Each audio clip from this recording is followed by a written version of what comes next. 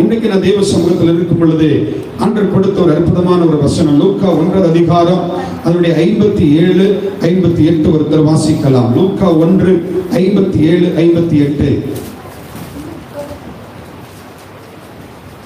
எலிசபெத்துக்கு பிரசவ காலம் நிறைவேறின போது அவள் ஒரு புத்திரனை பெற்றாள். கர்த்தர் அவளிடத்தில் தம்முடைய இரக்கத்தை விளங்க பண்ணினார் என்று அவளுடைய அயலகத்தாரின் 10 ஜனங்களும் கேள்விப்பட்டு அவளுடனே கூட சந்தோஷப்பட்டார்கள். அல்லேலூயா. அல்லேலூயா சொல்லுங்க எல்லாரும். அல்லேலூயா. கர்த்தர் அவளிடத்தில் தம்முடைய இரக்கத்தை விளங்க பண்ணினார் என்று அவளுடைய அயலகத்தாரும் 10 ஜனங்களும் கேள்விப்பட்டு அவளுடனே கூட சந்தோஷப்பட்டார்கள். அல்லேலூயா. அல்லேலூயா. ஆமென். இந்த எலிசபெத் சகரியா இவங்க 2 பேரை குறித்து சில காரியங்களை இன்றைக்கு நம்ம தியானித்து, தேவன் எப்படிப்பட்டவர், தேவன் இரக்கத்தை விளங்க பண்ணுகிறவர், இரக்கத்தை விளங்க பண்ணுகிற தேவன், இரக்கத்தின் தேவன் உங்க வாழ்க்கையில இரக்கத்தை விளங்க பண்ணுவார் என்று சொல்லி ஒரு விசுவாசத்தை உங்களுக்குள்ள பரிசுத்த ஆவியின் மூலமாக அந்த விசுவாசத்தை இன்னும் அதிகமாக உங்களுக்குள்ள அது அழிக்கும்படியாக பரிசுத்த ஆவியை உதவி செய்வாராக. அல்லேலூயா. அல்லேலூயா சொல்லுங்க. அல்லேலூயா. இந்த சகரியா எலிசபெத் அவங்களுடைய வாழ்க்கையில நடந்த சில சம்பவங்கள், இவர்கள் எப்படிப்பட்டவர்கள், இவர்களுடைய வாழ்க்கையில குடும்பத்துல என்ன சூழ்நிலை இருந்தது, இவர்கள் எப்படி இருந்தார்கள், தேவனுடைய இரக்கம் எப்படி அவங்க குடும்பத்துக்குள்ள இறங்கி வந்தது, தேவன் எப்பொழுது இவர்கள் மேல தம்முடைய இரக்கத்தை அனுப்பினார் என்பதை நம்ம தெளிவாக இந்த அதிகாரத்தை வாசிக்கும் பொழுது நாம் கண்டுகொள்ளலாம். தேவ பிள்ளைகள் யாவரும் கவனமா கேட்கணும். ஆண்டுடைய இரக்கம் என் மேல வரணும்னா, ஆண்டுடைய இரக்கம் என் குடும்பத்தின் மேல விளங்கணும் அப்படின்னா, ஆண்டுடைய இரக்கம் எங்க மேல இறங்கி வரணும்னா, நம்ம மேல இறங்கி வரணும்னா நம்ம என்ன செய்யணும் என்பதை இதுல இருந்து கற்றுக்கொள்ள முடியும். முதலாவதாக இந்த எலிசபெத் சகரியா என்பவர்கள் யார், அதை நம்ம வாசிக்கிறோம். லூக்கா 1:5 வாசிக்கலாம். யூதேயா தேசத்தில் ராஜாவாகிய ஏரோதின் நாட்களில் அபியா என்னும் ஆசாரிய வகுப்பில் சகரியா என்னும் பெயர் கொண்ட ஆசாரியன் ஒருவன் இருந்தான். அவன் மனைவி ஆரோனுடைய குமாரத்திகளில் ஒருத்தி. அவள் பெயர் எலிசபெத். அல்லேலூயா. சகரியா எலிசபெத் யார் என்பதை அந்த 5வது வசனத்துல வந்து நம்ம பார்க்க முடியும். இவர்கள் இருவருமே ஸ்தோத்திரம், சகரியா அன்றைய காலத்துல ஆசாரிய ஊழியம் செய்து வருகிற ஒரு தேவனுடைய மனுஷன், ஆசாரிய அபிஷேகம் பெற்றவர். அவருடைய நாட்கள் வரும் பொழுது தேவாலயத்துக்குள்ள போய் அவர் என்னென்ன காரியங்களை செய்யணுமோ அந்த காரியங்களை செய்து வருகிற ஒரு மனிதன் சகரியா. அவருடைய மனைவி எலிசபெத். இவர்கள் தான். இவங்க வாழ்க்கையில என்ன பிரச்சனை இருந்தது நீங்க பாத்தீங்க அப்படின்னா 1:7 வாசிக்கலாம். எலிசபெத் மலடியா இருந்தபடியினால் அவர்களுக்கு பிள்ளை இல்லாதிருந்தது. இருவரும் வயது சென்றவர்களாயும் இருந்தார்கள். அல்லேலூயா. எலிசபெத்துக்கு மலடி அப்படிங்கிற ஒரு பட்டத்தோடு வாழ்ந்து கொண்டிருந்தார். மலடி என்கிற ஒரு மலட்டுத்தன்மை, குழந்தை பெற்றுக்கொள்ள முடியாத ஒரு சூழ்நிலை அவள் சரீரத்தில் காணப்பட்டது. பிள்ளை பெற்க முடியாது. இரண்டாவது, அவர்கள் இருவருக்கும் வயது ரொம்ப அதிகமாயிற்று. வயது ரொம்ப அதிகமாயிற்று. 1:18 சொல்லுவாரு சகரியா, நான் கிழவனா இருக்கிறேன் என்று சொல்லுவார். கிழவன் என்கிற வார்த்தையை எப்ப சொல்லுவாங்க, நல்ல வயது போய் தள்ளாடுகிற ஒரு சூழலை வரும் பொழுது, வெள்ளெல்லாம் இழந்து போகிறது என்கிற ஒரு எண்ணம் அந்த சரீரத்துக்குள்ள பார்க்கும்போது தெரியும். அப்படிப்பட்ட ஒரு சூழ்நிலையில அவர் சொல்றாரு, தூதனை பார்த்து, நான் கிழவனாய் இருக்கிறேன், நான் கிழவனாய் இருக்கிறேன். இருவரும் வயது சென்றவர்களாய் இருக்கிறார்கள். இருவரும் வயது சென்றவர்கள். இருவருக்கும் குழந்தை இல்லாத ஒரு குறை இருக்கிறது. இருவருக்கு குழந்தை இல்லாத ஒரு குறை இருக்கிறது. அவன் நல்லா கவனிக்கணும். அவர்கள் ஆசாரிய ஊழியம் செய்கிறார்கள். ஆனாலும் அந்த ஊழியம் செய்து வருகிற அந்த பிள்ளைகளுடைய வாழ்க்கையில என்ன பிரச்சனை இருந்தது? குழந்தை இல்லாத ஒரு பிரச்சனை இருக்கிறது. ஒரு பெரிய குறை இருக்கிறது. இரண்டாவது, அவர்கள் 2 பேருக்கும் வயசு ரொம்ப ஆயிட்டு. நான் நினைக்கிறேன் அவங்க எதிர்பார்த்து காலங்கள் கடந்து போயிருக்கும். கரெக்டா இல்லையா? காலங்கள் கடந்து போயிருக்கும். எதிர்பார்த்து இந்த வருஷம் நடந்துரும், அடுத்த வருஷம் நடந்துரும், நம்ம கர்த்தருடைய ஊழியத்தை செய்கிறோமே என்று சொல்லி எதிர்பார்த்து அவர்கள் காலங்கள் கடந்து அவர்கள் முதிர் வயதுக்கு வரைக்கும் தள்ளப்பட்டிருக்கிறார்கள். இன்னொரு சம்பவம் வாழ்க்கையில் நடக்குது. 1:24 நீங்க வாசிக்கும் போது, ஜனங்களுக்குள்ளே இவர்கள் ஒரு நிந்தையா இருந்தார்கள் என்று சொல்லுகிறது.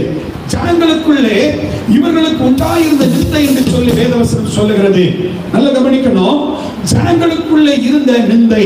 என்ன நிந்தை சொல்லுங்க? குழந்தை இல்லை அப்படின்னாலே என்ன பண்ணுவாங்க? நிந்திப்பாங்க, ஏளனமா பேசுவாங்க. ஆமென். அதுல பாத்தீங்கன்னா அந்த நம்ம தலைப்பு வசனத்தை வாசிக்கும் போது, அவ குழந்தை பெற்ற பிறகு அவங்க எல்லாரும் யாரெல்லாம் அயலகத்தாரோ பந்து ஜனங்களோ என்ன பண்ணாங்களா? சந்தோஷப்பட்டாங்களா? அப்ப இதே அயலகத்தாரோ இதே பந்து ஜனங்களும் தான் இந்த எலிசபெத்துக்கு குழந்தை இல்ல, இவ வாழ்க்கையில ஒரு ஆசீர்வாதம் இல்லைன்னு சொல்லி நிந்தையாக பார்க்கப்பட்டார்கள். அல்லேலூயா, அல்லேலூயா சொல்லுங்க, அல்லேலூயா. நிந்தையாக பார்க்கப்பட்டார்கள். ஜனங்களுக்குள்ளே உண்டாயிருந்த நிந்தை. அப்படின்னா ஒருவேளை இவ போகிறதுக்கு வெட்கப்பட்டிருக்கலாம். நிறைய பேரிடத்துல தொலைபேசியில பேசும் பொழுது, குழந்தை 10 வருஷம் இல்ல, 15 வருஷம் இல்ல, 12 வருஷம் இல்ல, வெளியே போகவே எங்களுக்கு பயமா இருக்கு பாஸ்டர். அதான் சிஸ்டர் சொல்லுவாங்க, நிறைய பேர் சொல்லுவாங்க, பாஸ்டர் வெளியே போகவே பயமா இருக்குது, வெளியே போகவே கவலையா இருக்குது, ஒரு ஃபங்க்ஷனுக்கு போக முடியல, எல்லா உறவுகளும் நடக்கிற ஒரு திருமண காரியத்துக்கு போக முடியல, போனாலே வயித்தை பார்க்கறாங்க. அல்லேலூயா. போனாலே கேள்வி கேட்கறாங்க. அதான் இந்த ஓல்டு பீப்புள் இருக்காங்கல்ல, இந்த ஓல்டு பீப்புள் ரொம்ப மோசம். என்ன அப்படின்னா 10 பேர் இருந்தாலும் அவங்க முன்னால கேள்வி கேட்கறாங்க, என்னென்ன ஒரு புழுப்பூச்சி வரலையா உனக்கு? புரியுதா உங்களுக்கு? தனியா கூட்டு பேசினா கூட ஓரளவு சாமதமா இருக்கும். ஆனா 10 பேர் இருக்கும் போது சிலவங்க என்ன பண்ணிடுவாங்க? நிந்தை உண்டாகும்படியாய் நிந்திக்கப்படும்படியான வார்த்தைகளினால அவங்க பயங்கரமா என்ன பண்ணுவாங்க? கடும் சொற்களை வீசுவார்கள். ஆமென். மாமியார் மாமனார் அதுக்கு மேல நிறைய இடங்கள்ல பயங்கரமா என்ன பண்ணுவாங்க? நிந்திப்பாங்க. சில இடங்கள்ல கணவரை என்ன பண்ணுவார்? நிந்திப்பார். அப்ப இப்படி நிறைய நிந்தைகளை சுமந்த ஒரு பிள்ளை. அல்லேலூயா. நிந்தைகளை சுமந்த ஒரு குடும்பம். அப்போ நல்ல கவனிக்கணும். இவங்க நிந்திக்கப்படுகிறார்கள். குழந்தை இல்லை அப்படிங்கிற ஒரு காரியத்தினால நிந்திக்கப்படுகிறார்கள். அவள் மலடி என்கிற ஒரு பட்டத்தோடு வாழுகிறாள். இரண்டாவது நீங்க பாத்தீங்கன்னா அவர்களுக்கு வயது அதிகமாய் போச்சு. மூன்றாவது நிந்திக்கப்படுகிறார்கள். இவருடைய வாழ்க்கையில இவ்வளவு பிரச்சனை இருக்குதுங்க. கொஞ்சம் கற்பனை பண்ணி பாருங்க. இந்த இடத்துல நீங்க இருந்தாலும் நம்ம எப்படி இருந்திருப்போம்? கவலை இருக்குமா இருக்காதா? கவலை இருக்காதா? நாலாவது அவங்களுக்கு சந்தோஷம் இல்லைங்க. ஏன் அப்படின்னா வசனம் அழகா சொல்லுகிறது 1:14 உனக்கு சந்தோஷம் மகிழ்ச்சி உண்டாக்கும்படியாக அப்படின்னு ஒரு வார்த்தை சொல்லுகிறது. அப்படின்னா அவங்க சந்தோஷமும் இல்லை, மகிழ்ச்சியும் இல்லை. அதுதான் காரணம். அவங்க வாழ்க்கையில சந்தோஷமும் மகிழ்ச்சியும், ஐயோ ஒரு குழந்தை இருந்தா நல்லா இருக்குமே, ஒரு ஆசீர்வாதம் இருந்தா நல்லா இருக்குமே அப்படின்னு சொல்லி அதை எண்ணி அதிகமாய் சோர்வுந்து போனவர்களாக இருந்திருப்பார்கள். அல்லேலூயா. அதாவது மகிழ்ச்சி இல்லாம இருந்திருப்பார்கள். முகம் எப்பொழுதுமே வாடலாக தெரிஞ்சிருக்கும். அவங்க முகம் எப்பவுமே சோகமாக தெரிஞ்சிருக்கும். அவங்க முகத்தை பார்த்தாலே ஒரு கவலை இருப்பதை பார்க்க முடியும். அல்லேலூயா. சொல்லுங்க, அல்லேலூயா.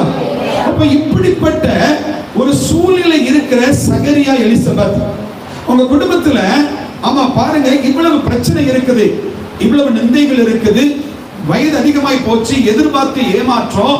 இப்ப உங்க வாழ்க்கையில ஐயோ நம்ம 2 பேரும் தான் ஒருத்தருக்கு ஒரு முகத்தை பார்த்துட்டு இருக்கிறோம், நம்ம கூட விளையாட ஒரு குழந்தை இல்லையே அப்படிங்கிற ஒரு ஏக்கம் அவங்களை அதிகமான பாரத்துக்குள்ளேயும் கவலைக்குள்ளே கொண்டு போய் ஆழ்த்தி இருக்கிறது. அல்லேலூயா. சொல்லுங்க, அல்லேலூயா. இப்படிப்பட்ட சூழ்நிலையில இருந்த இந்த சகரியா எலிசபெத் அவங்களுடைய லைஃப்ல நல்ல கவனிக்கணும். வயது சென்ற பிறகும் ஆண்டவர் அந்த வல்லமையை விளங்க பண்ணுவதற்கு காரணம் என்ன? ஆண்டவர் தம்முடைய இரக்கத்தை அவங்க மேல செலுத்துவதற்கு காரணம் என்ன? ஆண்டவர் அவர்கள் மேல அந்த சாபத்தை உடைச்சி அந்த ஆசீர்வாதத்தை கொடுக்க காரணம் என்ன? அவங்க வாழ்க்கையில இருந்த நிந்தைகள் மாற்றப்பட்டு, அவமானங்கள் மாற்றப்பட்டு, சந்தோஷத்தின் மகிழ்ச்சியோ ஆண்டவர் கொடுக்க சில காரணங்களாக அவர்கள் இருவரும் இருந்தார்கள். அல்லேலூயா, அல்லேலூயா, கவனிங்க, அல்லேலூயா, எல்லாரும் அல்லேலூயா சொல்லுங்க, அல்லேலூயா, அல்லேலூயா. தேவன் தம்முடைய இரக்கத்தை விளங்க பண்ணுவதற்கு அவர்கள் சில காரணமாய் இருந்தார்கள். ஆண்டவர் அவங்க வாழ்க்கையில குடும்பத்துல அந்த ஆசீர்வாதத்தை கொடுப்பதற்கு அவர்கள் பாத்திரமாய் இருந்தார்கள். எப்படி இருந்தாங்க அப்படின்னா அதை மட்டும் பார்க்க போறோம். அல்லேலூயா. முதலாவதாக அவன் 1:6 வாசிக்கலாம். அவர்கள் இருவரும் கர்த்தரிட்ட சகல கற்பனைகளின்படியேயும் நியமங்களின்படியேயும் குற்றமற்றவர்களாய் நடந்து தேவனுக்கு முன்பதாக நீதி உள்ளவர்களுமாய் இருந்தார்கள். கரங்களை தட்டுங்கள், அல்லேலூயா. நல்ல கைகளை தட்டுங்க, நல்ல கைகளை தட்டுங்க, அல்லேலூயா. பாருங்க, நல்ல கவனிக்கணும். முதல்ல ஏன் இந்த 4 சூழ்நிலைகளை நான் சொன்னேன் அப்படின்னா, ஒரு கணவனும் மனைவியோ, ஒரு ஹஸ்பண்ட் ஒய்ஃப், அது நீங்க தனிப்பட்ட ஒரு உங்க பர்சனல் லைஃப் எடுத்துக்கிடலாம், குடும்பத்தை நீங்க எடுத்துக்கிடலாம். அது எப்படி நீங்க அதை எடுத்துக்கொள்றது போல அவங்க வாழ்க்கையில நிறைய பிரச்சனை இருக்குங்க, நிந்தனை இருக்குங்க. நிந்தை இருக்குது, பயங்கரமான நிந்தை இருக்குது, பயங்கரமான அவமானம் இருக்குது. இது ஒரு நாள் 2 நாள் அல்ல, 1 வருஷம் 2 வருஷம் அல்ல, பல வருஷமாய் கடந்து போகிறது. அவன் சமுதாயத்தில் நடக்கும் பொழுது மலடி என்கிற பட்டத்தோடு நடக்கிறார், மலடி என்கிற பெயரோடு அவர் நடக்கிறார். இப்படிதான் அநேகருடைய வாழ்க்கையில, தனிப்பட்ட உங்க வாழ்க்கையில நிறைய பட்டங்களை உங்களுக்கு செலுத்துவாங்க, நிறைய அவப்பெயர்களை ஒரு குறியில வச்சிருவாங்க. நீ இப்படிதான் பார்த்தோன்னு சொல்லுவாங்க. ஆமென். ஒரு பட்டத்தை உங்களுக்கு செலுத்தி சமுதாயத்துக்கு முன்னால நீங்க இப்படின்னு சொல்லி பிரபலப்படுத்துவாங்க, அவமானப்படுத்துவாங்க. அது மற்றவர்கள் சொல்லும் பொழுது அது நமக்கு அவமானமா இருக்கும், நமக்கு நிந்தையா இருக்கும். அல்லேலூயா சொல்லுங்க, அல்லேலூயா, அல்லேலூயா சொல்லுங்க, அல்லேலூயா. அது அவமானமா இருக்கும், அது நிந்தையா இருக்கும். ஆனா அப்படியே இருந்தாலோ, அப்படியே போனாலோ, பாருங்க, நான் எனக்கு அந்த திருடு போகும்போது எங்க வீட்டுல அந்த ஆரம்ப காலத்துல ஒரு சின்ன பையன் 7ஆம் கிளாஸ் 8ஆம் கிளாஸ் அடிக்கடி சொல்லியிருப்பேன். ஒரு 8ஆம் கிளாஸ் படிக்கிற பையன் என்னைய மனைவி அந்த கல்லில பார்த்துட்டு, சார் நீங்க தான் திருடினீங்கன்னு சொல்றாங்க எல்லாரும். அப்போ அந்த வார்த்தை கேட்கும்போது என்ன அப்படின்னா, அந்த ஏரியாக்குள்ள அந்த ஜனங்கள் மத்தியில இவங்களே பணத்தை திருடி இவங்களே வச்சிருக்கிறாங்க அப்படிங்கிற ஒரு பட்டம் அவங்களுக்கு. அல்லேலூயா. அதனால அவன் சபைக்குள்ள வரைக்கும் அது திருடுங்கிற ஒரு பட்டம் வந்துச்சு. அப்ப நான் என்ன சொல்றேன் அப்படின்னா, இந்த மாதிரி சில பட்டம் எப்படின்னா, சகரியா எலிசபெத்துக்கு மலடி என்கிற ஒரு பட்டம் அவளுக்கு அதிகமான நிந்தையை கொடுக்கிற காரியமா இருந்துச்சு. உங்க வாழ்க்கையில உங்க புருஷன் உங்க மேல ஒரு பட்டத்தை வச்சிருப்பாரு, ஒரு அவமானத்தை உண்டு பண்ணுற ஒரு பட்டத்தை வச்சிருப்பாரு. எப்படி நீ இப்படிதான் சொல்லி ஒரு வார்த்தை அடிக்கடி சொல்லிட்டே இருப்பாங்க. சில நேரங்களில் பெற்றோர்கள் பிள்ளைகளை பார்த்து அப்படி சொல்லிட்டே இருப்பாங்க, நீ இப்படிதான் சொல்லி அடிக்கடி அடிக்கடி சொல்லுவாங்க. அவன் சில நேரங்களில் பெற்றோர் பிள்ளைகள் அவன் சில நேரங்களில் அவன் கூட பிறந்தவர்களை பார்த்து அப்படி சொல்லுவாங்க. இதெல்லாம் நல்லா கவனிக்கும் போது அவன் சில காரியங்கள், சில வார்த்தைகள் அடிக்கடி திரும்ப திரும்ப திரும்ப உங்களுக்கு நேராக பயன்படுத்தும் பொழுது நிறைய இடங்கள்ல அவன் கணவன்மார்கள் மனைவி அப்படி பயன்படுத்துவாங்க. அவன் சில வேலைகளை போட்டு அப்படியே எப்போ ஒரு பிரச்சனை வந்தாலும் அதையே சொல்லுவார்கள். அல்லேலூயா, அதையே சொல்லுவார்கள். அது மாத்திரமல்ல, நிறைய இடங்கள்ல போய் சொல்லுவாங்க, குடும்பத்துல தெரிஞ்சவங்க போய் சொல்லுவாங்க. அப்ப இப்படிப்பட்ட ஒரு மலடி என்கிற ஒரு பட்டம் அங்க இருக்கிற எல்லா சமுதாயத்தின் மத்தியில இவங்களுக்கு ஒரு நிந்தை உண்டாக்குற காரியமா இருந்துச்சு. அல்லேலூயா சொல்லுங்க, அல்லேலூயா, அல்லேலூயா சொல்லுங்க, அல்லேலூயா, அல்லேலூயா. ஆனாலும் இப்ப இவங்க செஞ்ச காரியம் என்ன, எவ்வளவுதான் என் முன்னால என் மேல எங்க மேல வைக்கப்பட்ட பட்டம், என் மேல வைக்கப்பட்ட பட்டம் மலடு அப்படிங்கிறது இருந்தாலும், எவ்வளவுதான் எங்களுக்கு நேராக அந்த நிந்தைகள் அவமானங்கள் வந்தாலும் ஆண்டவருடைய வார்த்தையின்படி அவங்க என்ன செய்யறாங்க அப்படிங்கறத ரொம்ப முக்கியம். அல்லேலூயா. நிந்தைகளை சுமந்து, அவமானங்களை சுமந்து, கஷ்டங்களிலும் அவன் போராட்டங்களிலும் வாழ்ந்து கொண்டிருக்கிற அவங்க 2 பேரும் வசனம் அழகா சொல்லுகிறது, அவர்கள் கர்த்தர் இட்ட சகல கற்பனைகளின் படியேயும் சகல நியமங்களின் படியேயும் குற்றமற்றவர்களாய் வாழ்ந்தார்கள். கரங்களை தட்டுங்க. அல்லேலூயா, அல்லேலூயா சொல்லுங்க, அல்லேலூயா. அவர்கள் குற்றமற்றவர்களாய் வாழ்ந்தார்கள். அத நம்ம அந்த 7 நாள் உபவாச ஜெபத்துல நான் ஒரு காரியத்தை ரெண்டாவது தடவை சொன்னேன், ரெண்டாவது நாள் தேவனுடைய 3 காரியத்தை சொன்னேன். தேவனுடைய பார்வையில அக்கிரமக்காரரை நம்ம தெரியக்கூடாது. ரெண்டாவது தேவனுடைய பார்வையில நம்ம குற்றவாளியா தெரியக்கூடாது.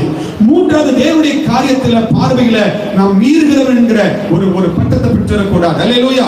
மீறுகிறவர் என்று கர்த்தர் என்ன பார்த்து சொல்லிடக்கூடாது. நீ குற்றவாளி என்று சொல்லிடக்கூடாது. நீ அக்கிரமக்காரன் என்று சொல்லிடக்கூடாது. அல்லேலூயா. அப்போ என்னுடைய வாழ்க்கையில காணப்படுகிற அக்கிரம் என்ன, என்னுடைய வாழ்க்கையில காணப்படுகிற மீறுதல்கள் என்ன, என்னுடைய வாழ்க்கையில காணப்படுகிற குற்றங்கள் என்ன, அதை கண்டுபிடிச்சு அதை சரியாக தேவ சமூகத்துல உணர்த்தப்பட்டு அறிக்கை பண்ணி ஜெபம் பண்ணும் பொழுது கர்த்தர் நீதிமான்களாய் மாற்றுகிறார். அல்லேலூயா.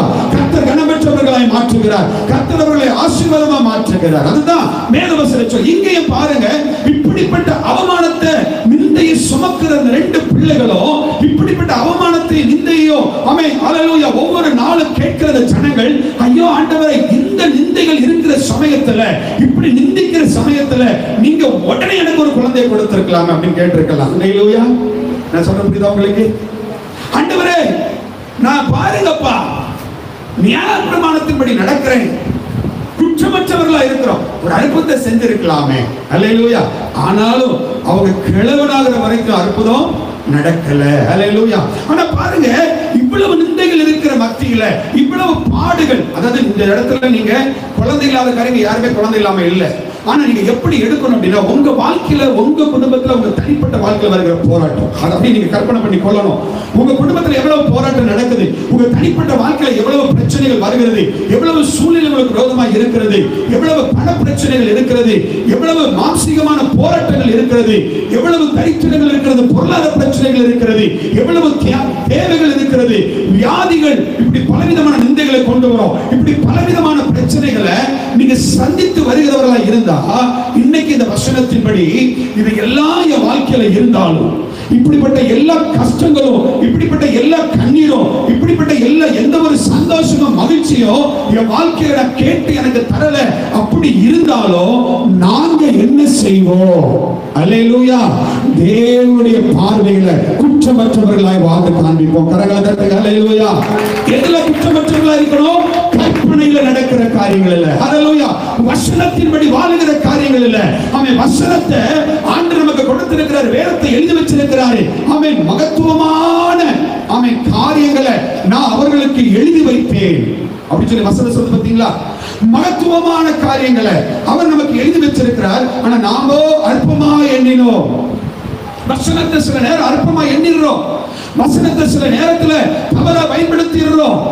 ஆண்டவர் சொல்றார், இவங்க 2 பேருடைய வாழ்க்கையில, இவங்க 2 பேருடைய குடும்பத்துல ஆண்டவர் தம்முடைய இரக்கத்தை விளங்க பண்ணுவதற்கு முதல் காரணம் என்ன அப்படின்னா, முதல் காரணம் அவர்கள் தேவனுடைய கற்பனைகளின்படி நடப்பதற்கு குற்றமற்றவர்களாக இருந்தார்கள். அல்லேலூயா. ஆண்டவருடைய வசனத்துக்கு மீறி நடக்கும் பொழுது அவன் குற்றவாளியா மாறுகிறான். ஆண்டவருடைய வசனத்தை கைக்கொள்ளாம நடக்கும் பொழுது அவன் குற்றவாளியா மாறுகிறான். அதனால இந்த இடத்துல ஆண்டவர் அவர்களை பார்க்கிறாருங்க. நல்ல கவனிங்க. ஆண்டவர் பார்க்கிற தேவன். எல்லாரையும் பார்க்கிறேன்னு சொல்றது வலது கரத்தை வைத்துங்க. நிறைய தெரியலையா? கேட்கலையா? ஆண்டவர் என்ன என் குடும்பத்தை பார்க்கிறாரு? 2 வலது கரத்தை காமிங்க. வலது கரத்தை பார்க்கிறாரா இல்லையா? அப்பா எல்லா கண்ணும் திறக்கப்பட்டிருக்கு. அல்லேலூயா. ஆண்டவர் பார்க்கிறார். இந்த எலிசபெத் சகரியாவை பார்க்கிறார். அவருடைய செய்கைகளை பார்க்கிறார், கிரியைகளை பார்க்கிறார். ஏன் என் பிள்ளைகள் இவ்வளவு நிந்திக்கப்பட்டோம், என் பிள்ளைகள் இவ்வளவு அவமானங்களை சுமந்தோம், என் பிள்ளைகளுக்கு வயது சென்ற பிறகு கூட அந்த ஆசாரியனாகிய சகரியா இப்படி நினைச்சிருக்கலாம்ல? என்ன ஆண்டவரே, வருஷம் நான் ஜெபம் பண்றேன், எனக்கு ஒரு குழந்தை பத்தி தர மாட்டேங்கிறேன், இனி நான் ஆசாரிய ஊழியத்துக்கே போக மாட்டேன், அப்படி நினைச்சிருக்கலாம்ல? நினைச்சிருக்கலாம்ல? அல்லேலூயா. அப்ப ஒவ்வொரு தடவையும் அவன் போகும்போது கர்த்தர் பார்த்திருப்பார். கரங்களை தட்டுங்க. அல்லேலூயா. ஒவ்வொரு தடவையும் அவன் ஊழியம் செய்கிறத கர்த்தர் பார்த்திருப்பாரு. அந்த கற்பனைகள்படி நடக்கிறத கர்த்தர் பார்த்திருப்பாரு. அந்த கற்பனைகள்படி வாழுகிறத கர்த்தர் பார்த்திருப்பாரு. அவர்கள் குற்றமற்றவர்களாய் இருப்பதை ஆண்டவர் பார்த்திருப்பார். இரண்டாவது, தேவனுக்கு முன்பதாக நீதி உள்ளவர்களாக இருந்தாங்க. கரங்களை தட்டுங்க. அல்லேலூயா. தேவனுக்கு முன்பதாக நீதி உள்ளவர்களாக இருந்தாங்க. தேவனுக்கு முன்பதாக தேவ பிள்ளைகளே, ஆமே சோத்திரம். உங்க வாழ்க்கையில ஆமே பிரச்சனை பல விதங்கள்ல வராங்க. ஒவ்வொரு குடும்பத்தை தனித்தனியா கேட்டீங்க அப்படின்னா, ஒவ்வொரு குடும்பத்தை தனித்தனியா விசாரிச்சீங்க அப்படின்னா, பல விதங்களில் போராட்டம் இருக்கும், பல விதங்களில் சூழ்நிலைகள் இருக்கும், பல விதங்கள் பிரச்சனைகள், பல விதங்களில் போராட்டங்கள், பல விதங்களில் அவர்கள் அழுது கொண்டு இருப்பாங்க. இன்னைக்கு தேவ பிள்ளையே, நீ எந்த காரியத்தை நினைச்சு அழுது கொண்டிருந்தாலும், நீ எந்த காரியத்தை நினைச்சு நீ புலம்பிக்கிட்டு இருந்தாலும் இன்னைக்கு இந்த ஆராதனை வேளையில் ஆவியானவரோடு பேசுகிறார். ஆவியானவரோடு பேசுகிறார்.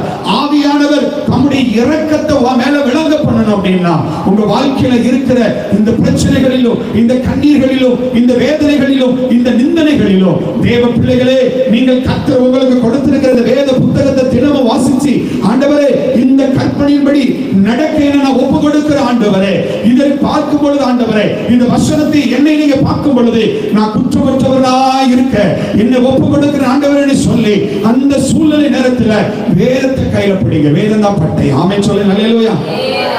அல்லேலூயா சொல்லு. அல்லேலூயா. ஏன்னா 3 நாளைக்கு முன்னாடி நான் வேதத்தை அப்படியே வாசிக்கும் போது ஒரு புதிய ரெவல்யூஷன் நான் பார்த்தேன். தாவீதும் சவுலும். தாவீது அப்பதான் அரண்மனைக்குள்ள போயிருப்பாரு. அப்போ யாரோட இருந்தா? பிசாசு அனுப்பி இருந்தாரு தேவன். அது அலக்களிக்கும். அப்ப அலக்களிக்கிற நேரத்துல உடனே யாரை தெரியுமா கூடுவாங்க? தாவீதை கூடுவாங்க. அல்லேலூயா. அதை நான் தியானிக்கும் போது ஒரு காரியத்தை அப்படியே எனக்கு நோட் பண்ணி காமிச்சாரு. 2 பேர் அங்க இருக்கிறாங்க. சவுலின் கையில ஈட்டி இருக்குது, இங்க தாவீதின் கையில சுரமண்டலம் இருக்குது. கரங்களை தட்டுங்க. அல்லேலூயா. அல்லேலூயா. சவுல் அபிஷேகம் பண்ணப்பட்டவன் தான். தாவீதோ நல்லா கவனிக்கணும். உங்க வாழ்க்கையில பிரச்சனை வரும்போது எந்த பட்டயத்தை எடுக்கீங்க? சபைக்குள்ள உங்களுக்கு நான் எச்சரிக்கையா சொல்லுகிறேன். குடும்பத்துல பிரச்சனை வரும்போது, உங்க வாழ்க்கையில பிரச்சனை வரும்போது, உங்க ஃபேமிலிக்குள்ள ப்ராப்ளம் வரும்போது, தனிப்பட்ட வாழ்க்கையில உங்களுக்கு விரோதமா பிரச்சனை வரும்போது நீங்க என்ன செய்யணுங்கிறது ஆவியானவர் உங்களுக்கு கற்றுக் கொடுக்கிறார். சவுல் அபிஷேகம் பண்ணப்பட்டவன் தான். தாவீது அபிஷேகம் பண்ணப்பட்டவன் தான். இப்போ சவுல் கையில என்ன இருக்குது? ஈட்டி இருக்குது. அல்லேலூயா. தாவீது கையில என்ன இருக்குது? சுரமண்டலம் இருக்குது. இவனுக்குள்ள பிசாசு இருக்குது. இப்ப இவன் வாசிக்க இவன் கையில இருக்கிற ஈட்டி எடுத்து உன்னை சுகப்படுத்துறதுக்கு தானே ஆண்டவர் அனுப்பி இருக்கிறார் தாவீதை. அல்லேலூயா. உனக்குள்ள இருக்கிற அசுத்தாவியை விரட்டதானே தாவீதை வச்சிருக்கிறாரு. ஆனா அவனையே அந்த ஈட்டி எடுத்து எரியும்படியான அளவுக்கு உள்ள ஒரு ஸ்பிரிட். அல்லேலூயா. ஆனாலும் பாருங்க, அந்த இடத்துல எது தெரியுமா ஜெயிச்சிச்சு? சுரமண்டலத்தை கையில பிடிச்சு துதிக்கிறவனுக்கு ஜெயம். கையில தட்டுங்க. சுரமண்டலத்தை கையில எடுத்து, நேரத்தை கையில எடுத்து, ஜெபாயத்தை கையில எடுத்து, துதியின் ஆயத்தை கையில எடுத்து, பாடலின் ஆயத்தை கையில எடுத்து, உபவாசத்தின் ஆயத்தை கையில எடுத்து, அவன் தேவ பிள்ளையை நீ செலுத்தும் பொழுது உனக்கு உலகமாக எழுதுகிற எத்தனை சவுலின் ஆவிகள் பட்டயத்தோடு ஈட்டியோடு உன்னை உருவ குத்தி போட எழுதினாலோ, உன் மேல கட்டியை தூக்கி எரிஞ்சாலும் அது உன் மேல படாதபடி கர்த்தர் காப்பார். ஆமென் சொல்லுங்க. கரங்களை தட்டி ஹalleluya. அல்லேலூயா சொல்லுங்க. ஹalleluya. ஆமென் சொல்லுங்க. ஹalleluya. கண்ணுக்கு தெரியாத अनेक அசுத்தாவிகள், அத பைபிள்ல வாசிக்கிறோம். அவன் எரிகிற அக்கினி ஆஸ்திரங்கள். அல்லேலூயா சொல்லுங்க. ஹalleluya. அவன் எரிகிற அக்கினி ஆஸ்திரங்கள் உங்களுக்கு நேராக வீசப்படும். பிசாசு வீசுவான், பிசாசு எரிவான். ஆனாலும் தேவ பிள்ளைகளே, அதை அவித்து போடத்தக்கதான அபிஷேகம் உங்க கையில சுரமண்டலமா இருக்கணும். எத்தனை ராமே சொல்றீங்க? ஹalleluya. சுரமண்டலத்துல கையில பிடிச்சி கர்த்தரை ஆராதிக்கிறவர்கள், ஹalleluya, கர்த்தருடைய சமூகத்துல ஆமென் சாலவா சந்தரவா உரியாலவா கர்த்தருடைய சமூகத்துல துதித்து பாடுகிறவர்கள், அவருடைய சமூகத்துல வந்து ஆமென் ஆமென் ஆராதிக்கிற பிள்ளைகள், ஹalleluya. கையில பட்டயம் வேலை செய்யாது, சுரமண்டல வேலை செய்யும். ஹalleluya. மாம்ச பட்டயம் வேலை செய்யாது, அபிஷேகம் வேலை செய்யும். கையில தட்டி ஹalleluya.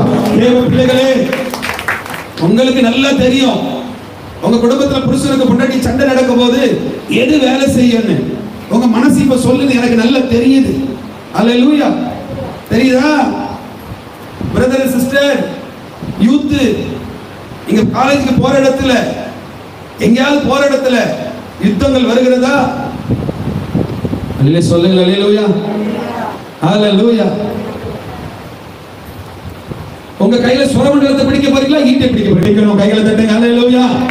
அப்ப கர்த்தரிட்ட சகல நியமங்களின்படியேயும் கற்பனைகளின்படியேயும் அவர்கள் குற்றமற்றவர்களா? அல்லேலூயா. தேவ பிள்ளைகளே, என்ன நானே பார்க்கிறேன், என்ன நான் பார்க்கணும். முதல்ல உங்களை நீங்க பார்க்கணும். முதல்ல நான் எப்படி இருக்கிறேன்? ஆண்டுடைய வசனத்தின்படி நடக்கிறேனா? ஆண்டுடைய வார்த்தையின்படி நடக்கிறேனா? சில நேரங்களில் தவறும் பொழுது, சில நேரங்களில் நம்ம தவறு பண்ணும் பொழுது, அந்த கற்பனையை விட்டு நம்ம வெளியே வரும் பொழுது நமக்குள்ள ஒரு மனசாட்சி கொடுத்தோம், டேய் இதை செஞ்சிருக்க கூடாது, டெய்லி இதை பண்ணிருக்க கூடாது. ஆவியானவர் துக்கப்படுவார், ஆவியானவர் வேதனைப்படுவார், ஆவியானவர் வருத்தப்படுவார். உடனே ஆண்டவருடைய சமூகத்தில் போய், ஆண்டவரே உங்க பார்வையில் ஆண்டவரே நாங்கள் நீதி உள்ளவர்களா இருக்கணும்ப்பா, நாங்கள் நீதி உள்ளவர்களா இருக்கணும். இரண்டாவது, அவங்க நீதி உள்ளவர்களா இருந்தார்கள். அல்லேலூயா.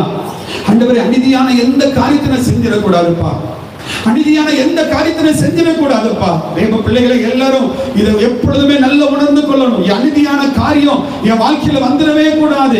ஆண்டவர் என்னை பார்த்து கொண்டிருக்கிறார், ஆண்டவர் என்னை கவனிச்சு கொண்டிருக்கிறார். ஆண்டவருடைய பார்வையில நான் எப்பவும் இருக்கிறேன். அவருடைய பார்வையில நான் அநீதியான காரியத்தை செஞ்சிடவே கூடாது. நீதியானதை செய்யணும். ஆமென் சொல்லுங்க. அல்லேலூயா. நான் நீதியானதை செய்யணும். எனக்கு கற்றுத்தாங்கப்பா, எனக்கு பலன் தாங்கப்பா. ஆண்டவரே ஸ்தோத்திரம். இந்த நேரத்தில் ஆண்டவரே நான் எப்படி இருக்கணும்ங்கறத எனக்கு நீங்க உணர்த்துங்கப்பா. அல்லேலூயா. எல்லையில சொல்லுங்க. அல்லேலூயா. அல்லேலூயா. மூன்றாவது, அவங்க 1:13 வாசிங்க. மூன்றாவது அவங்க இடத்துல என்ன காண பேசுறார்? ஒன்னு கற்பனையின்படி குற்றமற்றவர்களாக நடந்தாங்க. இரண்டாவது தேவனுக்கு முன்பதாக நீதி உள்ளவர்களாக இருந்தாங்க. மூணாவது 1:13 வாசிங்க.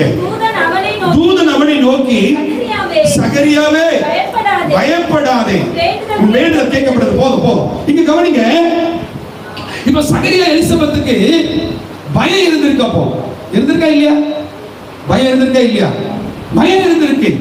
இப்ப தேவதூதன் வந்த உடனே நீ பயப்படாத. ரெண்டாவது என்ன சொல்றாரு? உன் வேண்டுதல் கேட்கப்பட்டது. அப்படின்னா என்னன்னா, இவங்க ரெண்டு பேரும் கையை பிடிச்சு ஜெபம் பண்ணிருக்காங்க. கரங்களை தட்டுங்க. அல்லேலூயா. இவங்க ரெண்டு பேரும் கையை பிடிச்சு ஜெபம் பண்ணிருக்காங்க.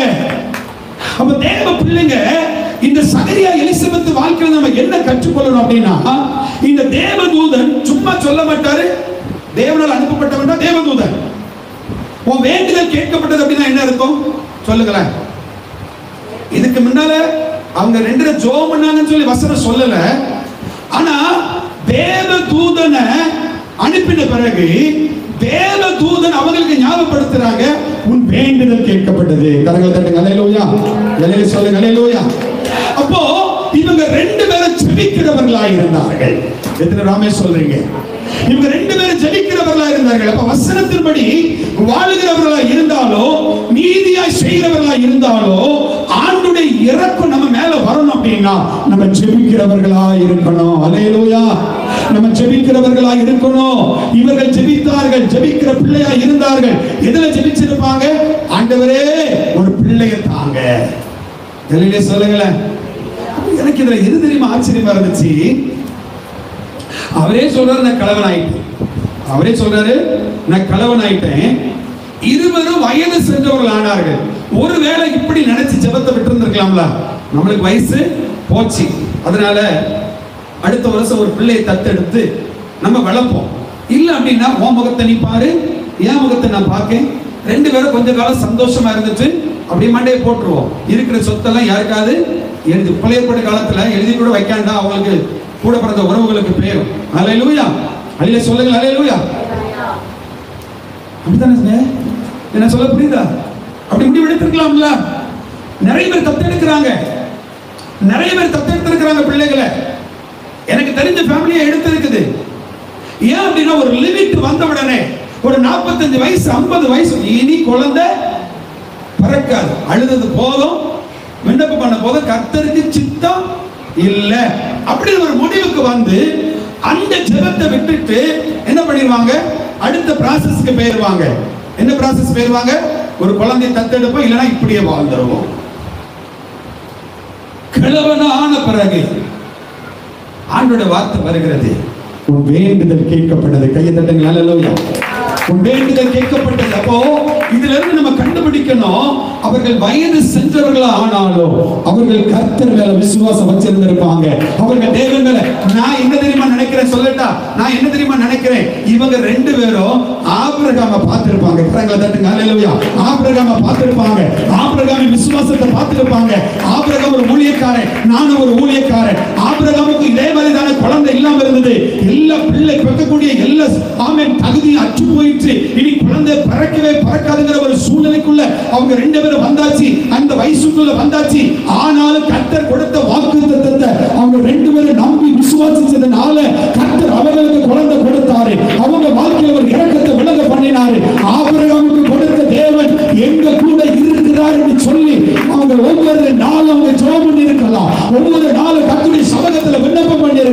ஏ தேவ பிள்ளையே, 1 வருஷமா ஜெபிக்கிறேன், 2 வருஷமா ஜெபிக்கிறேன், 3 வருஷமா ஜெபிக்கிறேன், இனி இந்த பிரச்சனைக்கு முடிவே வராது, இனி எனக்கு என் குடும்பத்துக்கு அப்படிதான், எனக்கு என் புருஷனுக்கு அப்படிதான், இனி இந்த தரித்திரத்திலே நான் வாழணும், இந்த சூழ்நிலையில நான் வாழணும், இந்த வியாதியோட நான் சாகணும்னு சொல்லிட்டு நீ தயவு செய்து மாம்சத்துல முடிவெடுக்காத.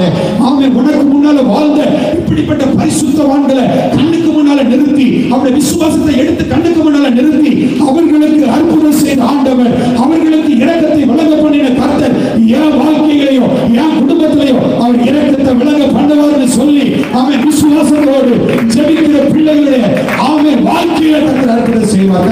ஹல்லேலூயா, ஹல்லேலூயா. சிலவங்க முடிவெடுத்துருவாங்க, இன்னும் அவ்வளவுதான், எனக்கு என் புருஷனுக்குள்ள வாழ்க்கை முடிஞ்சு போச்சு. இன்னும் சிலவங்க சொல்லுவாங்க, இனி அப்படிதான் என் வாழ்க்கை தரித்திரத்திலே தான் போக போகுது, இந்த வாழ்க்கை தரித்திரத்துல தான் முடியும், கடன்லே தான் சாகணும். எப்படி சாகணும்? கடன்லே தான் சாகணும், இந்த சாபத்திலே தான் சாகணும், இந்த வியாதியிலே தான் சாகணும் அப்படின்னு முடிவெடுத்து ஜெபிக்க விட்டுருவாங்க, முடிவெடுத்து ஆலயத்துக்கு வரதை விட்டுருவாங்க, முடிவெடுத்து வேத வாசிக்கிறத விட்டுருவாங்க. தேவ பிள்ளையே, இன்னைக்கு கர்த்தரோடு பேசுகிறார். ஆபிரகாம கண்ணுக்கு முன்னால கொண்டு வா, இந்த சகரியா எலிசபெத்தை கண்ணு முன்னால கொண்டு வா. அவர்கள் இருவரும் வயது சென்றவர்களான போது கூட அவர்கள் இருவரும் ஜெபித்தார்கள். கரங்களை தட்டுங்க. அல்லேலூயா. அவர்கள் இருவரும் ஜெபித்தார்கள். அதனாலதான் தேவதூதன் சொல்லுகிறான், உன் வேண்டுதல் கேட்கப்பட்டது. அல்லேலூயா. தேவ பிள்ளைகளுக்கு தீர்க்க தரிசனமாய் நான் சொல்லுகிறேன், நீ பல நாளாய் ஜெபம் பண்ணிட்டு இருக்கிற வேண்டுதல்கள், நீ பல நாளா தனியா தேவ சமூகத்தில் அமர்ந்து அழுது ஜெபிக்கிற காரியங்கள், இத்தனை பிரச்சனை இருந்தாலும் ஆலயத்துக்கு வருகிறத நீ நிப்பாட்டல, இத்தனை போராட்டம் குடும்பத்தில் வந்த பிறகு நீ கர்த்தரை ஆராதிக்கிறத விடல, கர்த்தருடைய சமூகத்துல அவருடைய வேத வசனத்தின்படி நடப்பதற்கு நீ குற்றமற்றவனாய் இருக்கிறாய், நீ நீதிமானாய் இருக்கிறாய். இதை கர்த்தர் பார்த்துட்டு இருக்கிறார். இன்னைக்கு ஆண்டவர் தீர்க்கதரிசனமாய் ஒரு சிலர் சொல்லுகிறார், நான் என்னுடைய இரக்கத்தை உன் மேல விளங்க பண்ணுவேன், ஏற்றுக்கொள்கிற மாத்திரம் நல்ல கைகளை தட்டி நான் உன் மேல இரக்கத்தை விளங்க பண்ணுவேன் கர்த்தர் சொல்லுகிறார். நான் உன் மேல இரக்கத்தை விளங்க பண்ணுவேன் கர்த்தர் சொல்லுகிறார். அல்லேலூயா. உன் வேண்டுதல் கேட்கப்பட்டது என்று சொல்லுகிற ஒரு நாள் வரும் வாழ்க்கையிலும். ஆமென். ஆமென் சொல்லுங்க. அல்லேலூயா. உன் வேண்டுதல் கேட்கப்பட்டது, உன் ஜெபங்கள் கேட்கப்பட்டது. நீ என்னென்ன காரியங்களுக்காய் சொல்லி சொல்லி அழுகிறாயோ, என்னென்ன காரியங்களுக்காய் அழுது புலம்புகிறாயோ, அது என் சமூகத்தில் வந்தது, அதை நான் கேட்டிருக்கிறேன்னு சொல்லி கர்த்தர் சொல்லுவார். அல்லேலூயா. 4வது பாருங்க, 1:41 எலிசபெத் பரிசுத்தாவியால் நிரப்பப்பட்டாள். 1:67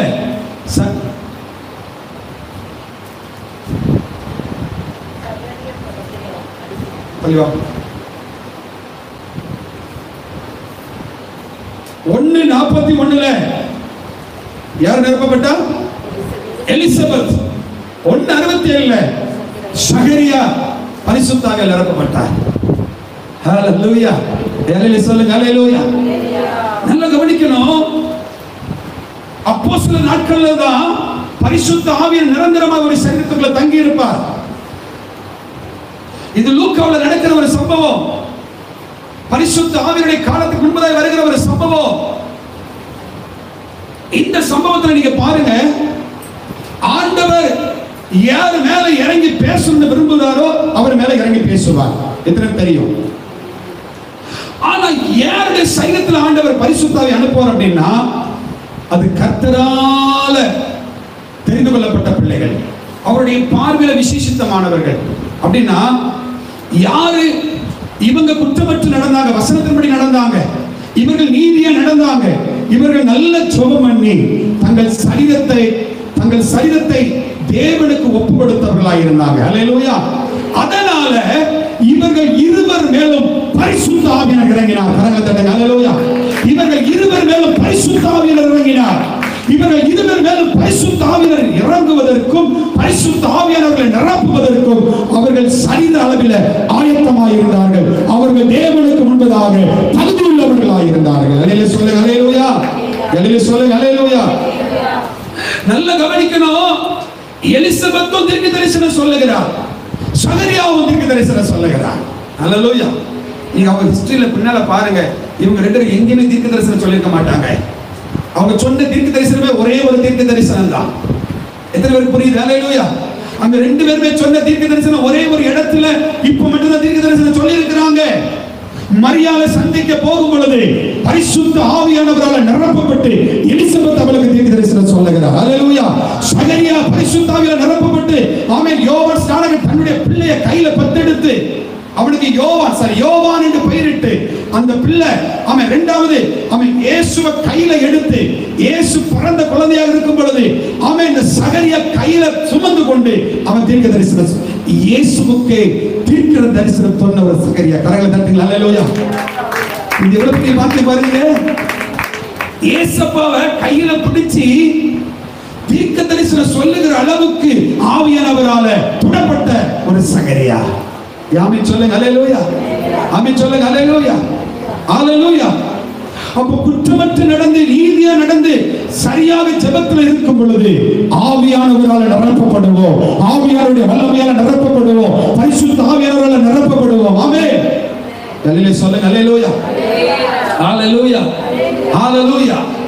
ஆவியானவர்களை நிரப்பணும். ஜெபம் பண்ணும்போது ஆவியானவர்களை நிரப்பணும். வல்லமையால நிரப்பணும். அபிஷேகத்தால நிரப்பணும். ஆமென். தீர்க்க தரிசனம் ஆவியால நிரப்பணும். மற்றவர்களுக்கு ஜெபிக்கும் பொழுது தீர்க்க தரிசனம் சொல்லணும். மற்றவர்களுக்கு ஜெபிக்கும் பொழுது ஆண்டவர் கொடுக்கிற ஆலோசனை உள்ளத்துல சரியாவே இருக்கணும். அப்படி இருப்பது ஆமென் தேவ சரீர ஆண்டவருடைய பார்வையில உங்க சரீரத்துக்குள்ள பரிசுத்த ஆவியானவர் இறங்கி ஆமென் பேசுவதற்கு அடையாளமாக உங்க சரீரம் தகுதியுள்ளதா மாறி இருக்கிறது அர்த்தம். கரங்களை தட்டுங்க. ஹல்லேலூயா.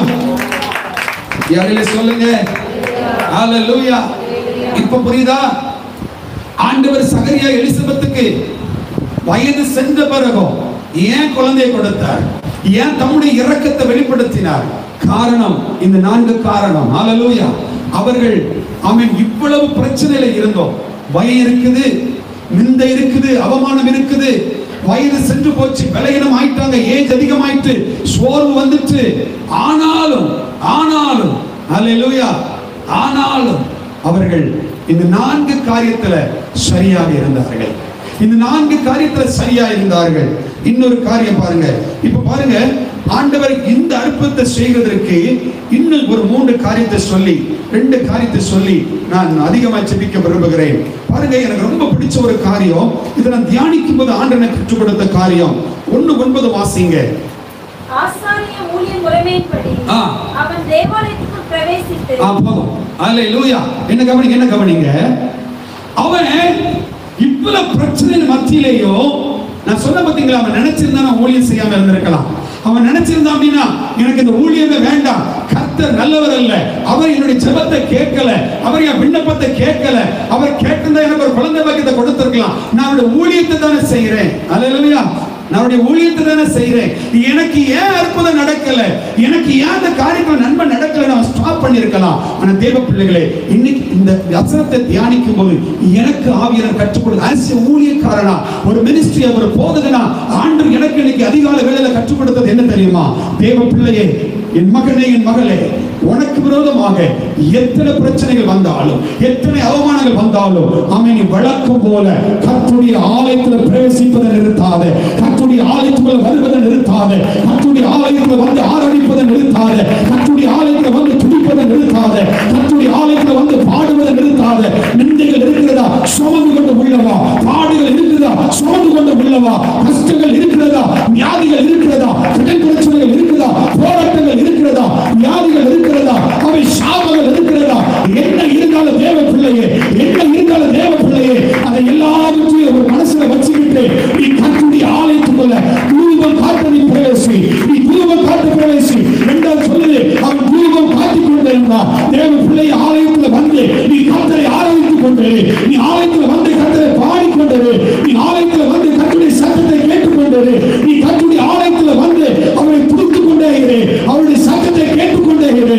தேவ பிள்ளையே, இன்னைக்கு சகரியா இதை செய்தபடினாலதான், சகரியா இதை செய்தபடினாலதான் சகரியாவுடைய வாழ்க்கையில இருந்த நிந்தனைகளையும், சகரியா வாழ்க்கையில இருந்த அவமானங்களையும், சகரியா வாழ்க்கையில இருந்த போராட்டங்களையும், சகரியா வாழ்க்கையில இருந்த பயங்களையும், சகரியா வாழ்க்கையில குழந்தை பெறுவதற்கு அவன் தகுதி இல்லாதவர் என்று உலகத்தின் பார்வையில இருந்தாலும், மருத்துவர்களின் பார்வையில இருந்தாலும், ஆண்டவர் அவனை ஹல்லேலூயா பிள்ளை பெறும்படியான ஒரு வாக்கியத்தை கொடுத்து தன்னுடைய இரக்கத்தை விளங்க பண்ணினார். கரங்களை தட்டி விசுவாசிக்கிறவங்க உள்ள கைகளை தட்டி கண்களை மூடி ஆவியில் நிறைந்து, ஆண்டவரே, எத்தனை நிந்தனைகள் என் மேல சுமத்தப்பட்டாலும், எத்தனை பாடுகள் என் மேல சுமத்தப்பட்டாலும், எத்தனை வியாதி பாடுகளில் சூழ்ந்தாலும் ஆண்டவரை, எத்தனை அவமானங்கள் மேல வந்தாலும், எவ்வளவு கரிசனை இருந்தாலும், எவ்வளவு பாடுகள் வந்தாலும், எவ்வளவு பண பிரச்சனைகள் இருந்தாலும், எவ்வளவு தோல்விகள் வாழ்க்கையில் தொடர்ந்தாலும், எவ்வளவு சத்துரு போராட்டம் இருந்தாலும், தேவ ஆலயத்துக்குள்ள பிரவேசிப்பதை யாரும் தடுக்க முடியாது.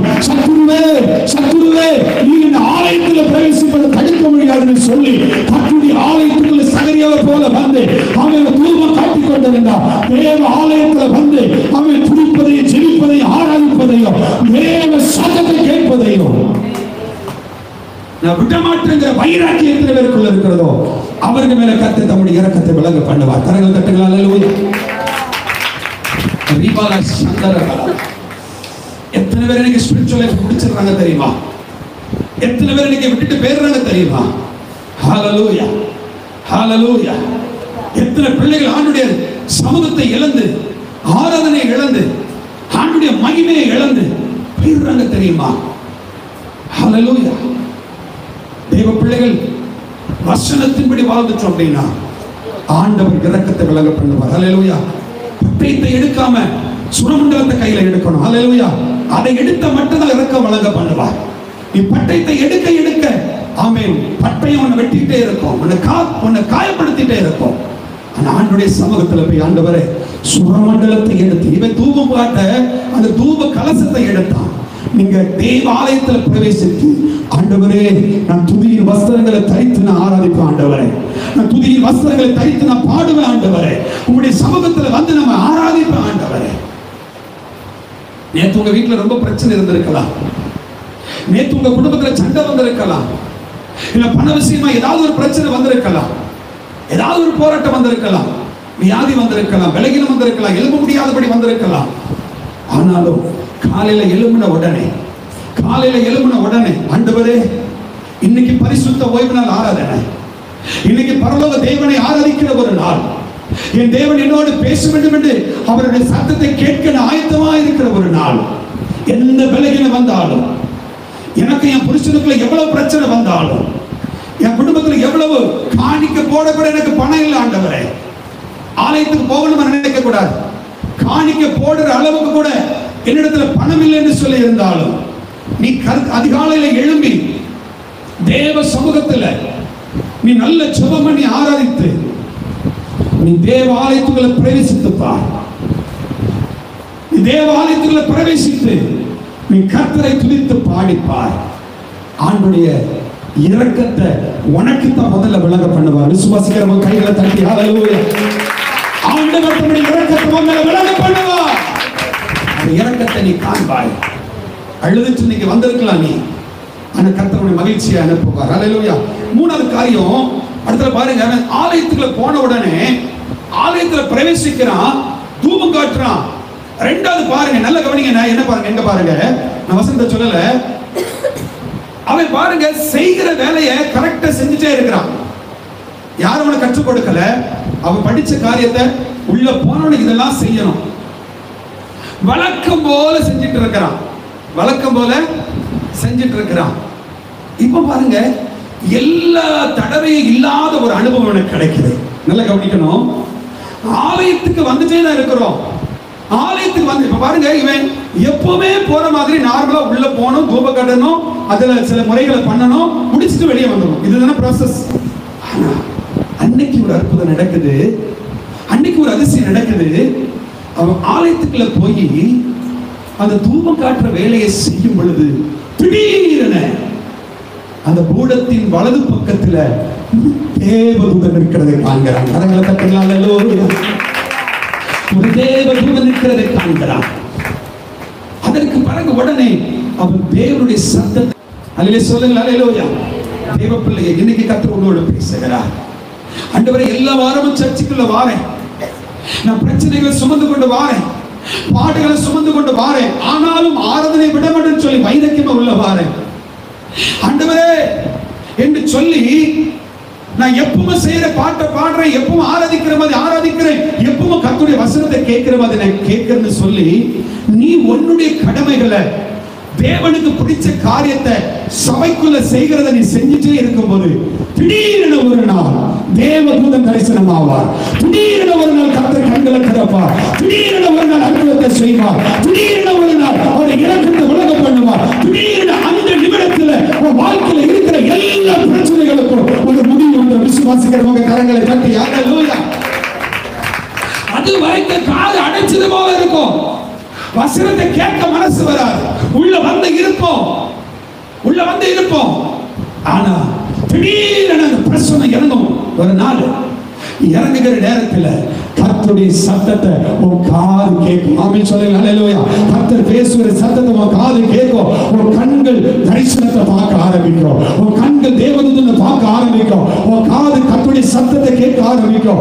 தேவ பிள்ளையே, இந்த காரியத்தை, இந்த அடையாளத்தை ஆண்டவர் எங்க தெரியுமா கொடுத்தாரு? நீ ஆராய்ந்து கொண்டு சகரியா போன ஆலயத்துல கொடுத்தாரு. இன்னைக்கு நீ வருகிற ஆலயத்துல கர்த்தர் உனக்கு தரிசனத்தை காண்பிக்கணும், கர்த்தருடைய சத்தத்தை நீ கேட்கணும் அப்படின்னா ஆமென். சகரியா செஞ்ச 4 காரியங்களை விட்டுறாத. ஆமென். 5வது காரியம் ஆலயத்துல பிரவேசிக்கிறத விட்டுறாத. 6வது காரியம் அவரை துதிக்கிறத பாடுறத விட்டுறாத. கரங்களை தட்டுங்க ஹல்லேலூயா.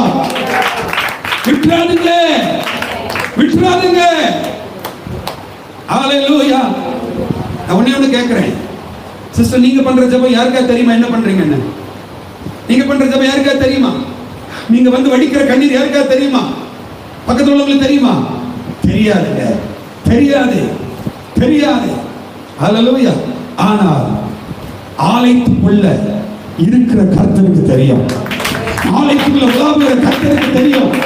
நீ வடிக்கிற கண்ணீர் தெரியும், நீ படுகிற பாடு தெரியும், நீ படுகிற வேதனை தெரியும், உன் புலம்பல் தெரியும், உன் தரித்திரம் தெரியும், உன் வியாதி தெரியும். என்னென்ன பாரத்தோட நீ வந்திருக்கிறாயோ, என்னென்ன பிரச்சனையோட வந்திருக்கிறாயோ எல்லாருக்கும் தெரியும். ஹல்லேலூயா. அதனால எப்படி சகரியாவுக்கு ஆண்டவர் திடீரென ஒரு நாள் தேவதூதனை அனுப்பி, பயப்படாத, நல்ல ஆராய்ச்சி இருக்கும்போது நல்ல பிரச்சனையோடு நீங்க குற்றமற்றவர்களா நீதி உள்ளவர்களா நடந்து சுரமண்டலத்தை கையில பிடிச்சி நான் கர்த்தரை ஆராதிக்கிறவன் துதிக்கிறவன் ஜெபிக்கிறவன் சொல்லி நீங்க ஆலயத்துக்குள்ள வந்துட்டே இருக்கும் போது ஒரு நாள் திடீரென ஆண்டவர் உங்களுக்கு தரிசனம் ஆவார். ஆண்டுடைய சத்தத்தை அப்படியே நீங்க ஆராதிக்கும் போது கேட்க முடியும். ஹல்லேலூயா. கடைசியில என்ன நடக்குது? 1:24 வாசிங்க சிஸ்டர். 1:24.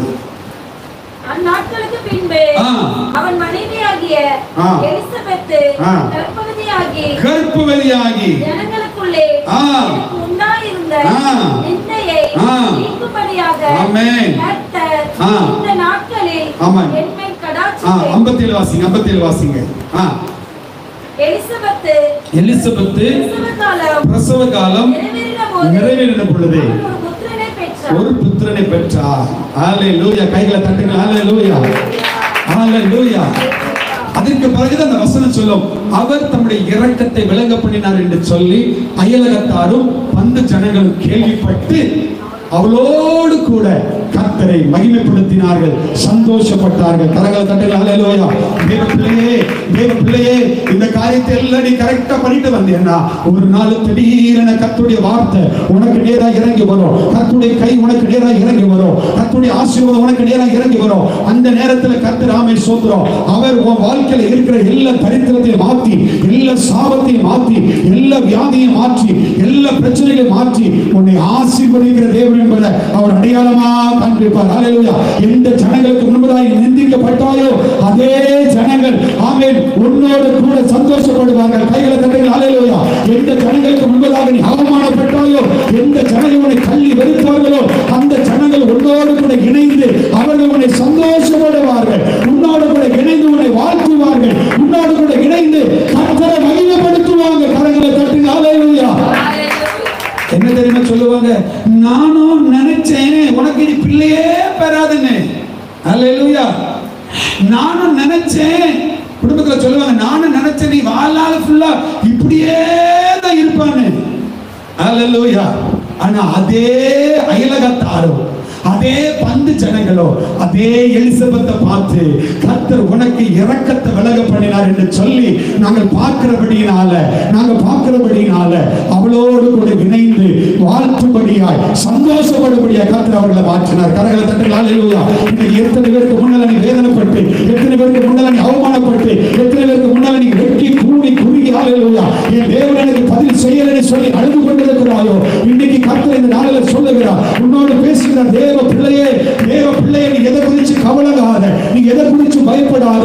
சகரியா எலிசபெத் செய்தது போல நீ சரியாக கர்த்தருடைய சமூகத்தில் அவருடைய வசனத்தின்படி நடந்து, நீதி உள்ளவர்களாக நடந்து, அவருடைய ஆலயத்தில் பிரவேசித்து நீ நல்ல ஜெபம் பண்ணுகிறவர்களாக, ஆமென், விசுவாச அறிக்கை பண்ணி, ஆமென், தேவனுடைய சமூகத்தில் எப்பொழுது ஜெபிக்கிற பிள்ளைகளாக நீங்க வழக்கம் போல செய்கிற எல்லா வேலைகளையும், நீங்க வழக்கம் போல செய்கிற எல்லா ஊழியங்களையும் நீங்க கரெக்டா நீங்க செய்து வந்து கொண்டே இருக்கும் பொழுது ஒரு நாள் வரும் கர்த்தர் உங்களுக்கு பதில் கொடுப்பார். கர்த்தர் உங்க மேலே இறங்குவார். கர்த்தர் தரிசனத்தை கொடுப்பார். கர்த்தர் உங்களோடு பேசுவார். அந்த நாள் உங்களுக்கு ஆசீர்வாதத்தின் நாள், அந்த நாள் உங்களுக்கு விடுதலையின் நாள், அந்த நாள் உங்கள் ஆண்டவருடைய நாம மகிமைப்படுத்தும்படியான நாள். ஹல்லேலூயா, ஹல்லேலூயா. பக்கத்துல சொல்லிடுவாங்க, நீ ஆராதிக்கிற கடவுள் வேஸ்ட், அவர் இருந்தாருன்னா உனக்கு குழந்தைதே படுத்திருக்கலாமே சொல்லிருப்பாங்களா? அதான் அக்கம். அதாவது அது எந்த வசனம்? அந்த ஜனங்களும் அயலகத்தாரும் அப்படின்னா க்ளோஸ் ரிலேட்டிவ் கிடையாது, சொந்தங்கள் கிடையாது, நண்பர்கள் கிடையாது, அயலகத்தான். ஹல்லேலூயா. ஆமா, இவெல்லாம் போய் சர்ச்சுக்கு போய் என்ன பிரயோஜனம்? நீலாம் சர்ச்சுக்கு போய் என்ன பிரயோஜனம்? நீ சர்ச்சுக்கு போயிருந்தா உனக்கு ஆசீர்வாதம் கிடைச்சிருக்குல்ல? ஹல்லேலூயா.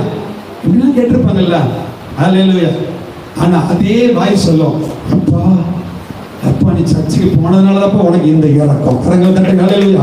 நீ சர்ச்சுக்கு போனதுனாலதான் நீ போற பாதையில பயங்கர ஆக்சிடென்ட் நடக்க இருந்துச்சு, ஆனா ஒண்ணு மட்டும் ஆண்டவர் காப்பாத்தினார். கரங்கள் தட்டுங்க. ஹல்லேலூயா. ஒரு பெரிய ஆபத்து வந்துச்சு, ஒரு பெரிய பிரச்சனை வந்து ஆண்டவர் ஜீவனை கொடுத்து காப்பாத்தி இருக்கிறாரு. ஐயோ, நான் போன இடத்துல நிறைய பேர் செத்து போயிட்டாங்க. ஹல்லேலூயா. நான் பார்த்த இடத்துல இந்த மாதிரி பிரச்சனை உள்ளவங்க எழுப்பி வந்ததே கிடையாது. ஆனா கர்த்தர் உன்னை எழுப்ப பண்ணி இருக்கிறார், கர்த்தர் உனக்கு இரக்கத்தை வழங்க பண்ணி இருக்கிறார்னு சொல்லி அவங்க உன்னையே ஒரு சாட்சியா பார்த்து தேவனை மகிமைப்படுத்த ஆரம்பிச்சிருவாங்க. எத்தனை பேர் நடக்கும்னு சொல்லி விசுவாசிக்கிறீங்க? பக்கத்துல கைப்பிடிச்சு உங்க வாழ்க்கையில நடக்கும். பக்கத்துல கைப்பிடிச்சு உங்க வாழ்க்கையில நடக்கும். உங்க வாழ்க்கையில நடக்கும். சகரியாவை எலிசபெத் ஆசீர்வதித்த ஆண்டவர் உங்களை ஆசீர்வதிப்பார். ஆமென் சொல்லுங்களேன். ஹல்லேலூயா. ஃபர்ஸ்ட் கர்த்தருக்கு முன்பதாக குற்றமற்றவர்களா இருக்கணும். இரண்டாவது தேவனுக்கு முன்பதாக நீங்க நீதியுள்ளவர்களா இருக்கணும். மூணாவது ஜெபிக்கிறவர்களா இருக்கணும். நாலாவது ஆவியினால நிரப்பப்பட்டவர்களா இருக்கணும். அஞ்சாவது என்ன சூழ்நிலை வந்தாலும் தேவாலயத்துக்குள்ள பிரவேசிக்கிறவர்களா இருக்கணும். ஆறாவது உள்ள வந்து கர்த்தர் உங்களுக்கு கொடுத்த வேலையை நீங்க நான் ஸ்டாப்பா செஞ்சுக்கிட்டே இருக்கணும். அதுக்கு பிறகு அப்படியே நடந்துச்சுன்னா ஒரு நாள் வரும், அந்த நாள் வரும் பொழுது கர்த்தர் உங்களோடு பேசுவார், கர்த்தர் தேவதூதனை அனுப்புவார், கர்த்தர் சத்தத்தை நீங்க கேட்பீங்க. ஹல்லேலூயா. அதற்கு பிறகு தகுதி இல்லாத உங்களை தகுதிப்படுத்தி, ஆமென், தரித்திரராய் இருந்த உங்களை ஆசீர்வாதமா மாற்றி, ஆமென், புறஜாதிகளுக்குள்ளே சாபமாய் இருந்த உங்களை ஆசீர்வாதமாய் மாற்றுகிற வாக்குத்தத்தத்தை நிறைவேற பண்ணி, நான் உன்னை அழைச்ச தேவன், நான் உன்னை கைவிடல, நான் உனக்கு கொடுத்த வாக்குத்தத்தத்தின்படியே உன்னை ஆசீர்வதிச்சிட்டேன்னு சொல்லி அவர் ஹீரோ மாதிரி இருப்பார். ஆமென் சொல்லுங்க. ஹல்லேலூயா. அவருடைய பிள்ளை நம்ம ராஜகுமாரத்தி மாதிரி கம்பீரமா நடப்ப. எத்தனை ஆமென் சொல்லுங்க. ஹல்லேலூயா. கேட்க நல்லா தான் இருக்கு. பக்கத்துல கேட்பது கேட்க நல்லா தான் இருக்கு. அப்படிதானே சிஸ்டர்? கேட்க நல்லா தான் இருக்கு. ஆனா இதை ஃபாலோ பண்ணணுமே. பிரச்சனை அப்படிலாம் இருக்குது. ஹல்லேலூயா. பிரச்சனை அப்படிலாம் இருக்குது. இதை எப்படி ஃபாலோ பண்ண?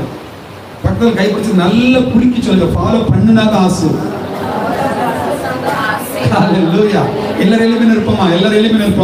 எல்லாரும் நம்ம ஜெபம் பண்ண போறோம். ஹல்லேலூயா. ஆமென். ஸ்தோத்திரம். தீபாலா சந்தரவா.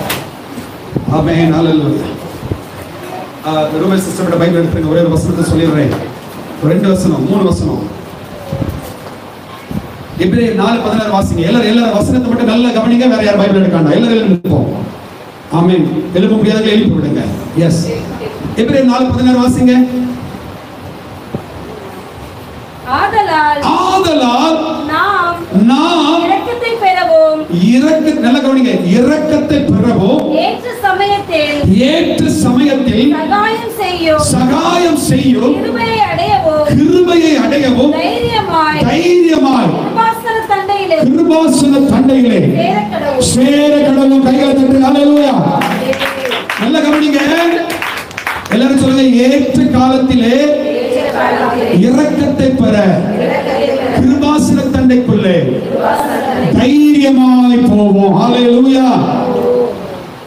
சொல்ல வசனம் புரிஞ்சுட்டா இல்லையா? ஆண்டவர் தம்முடைய இரக்கத்தை எலிசபெத் மேல விளங்க பண்ணினார், சகரியா மேல விளங்க பண்ணினார். இப்ப எபிரேயர்ல பவுல் சொல்லுகிறார், தேவனுடைய இரக்கத்தை பெற நம்ம என்ன பண்ணணுமா? தைரியமா, எப்படி சொல்லுங்க? தைரியமாய் கிருபாசன தண்டைக்குள்ள பிரவேசிக்க கடவோம். கர்த்தருடைய ஆலயத்துக்குள்ள தைரியமா வந்து பிரவேசிக்கணும். எதுக்கு? இரக்கத்தை பெற. அல்லேலூயா. அப்ப கர்த்தருடைய ஆலயத்துக்குள்ள நீங்க பிரவேசிச்சீங்கன்னா என்னது கிடைக்கும்? இரக்கம். அல்லேலூயா. இரண்டாவது யூதா 1:21. இந்த இரக்கத்தை பெற என்ன பண்ணணும்? முதல்ல ஆலயத்துக்குள்ள வரணும். இரண்டாவது யூதா 1:21. தேவனுடைய அன்பிலே, நல்ல கவனிங்க, தேவனுடைய அன்பிலே உங்களை காத்துக்கொண்டு நித்திய ஜீவனுக்கு ஏதுவான நம்முடைய கர்த்தராகிய இயேசு கிறிஸ்துவினுடைய இரக்கத்தை பெற காத்திருங்கள். கரங்களை தட்டி அல்லேலூயா. அல்லேலூயா சொல்லுங்க. அல்லேலூயா. அல்லேலூயா சொல்லுங்க.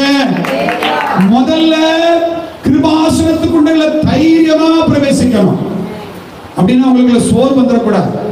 ஆசீர்வாதம் இல்ல, ஜெபம் கேட்கப்படல, பிரச்சனை மாறல, சூழ்நிலை மாறல, இந்த வியாதி போகவே மாட்டுக்கு, எப்பவும் இதே பிரச்சனை தான் சொல்லிட்டு கிருபாசனத்துக்கு அண்டைக்குள்ள வராம இருந்துடக்கூடாது.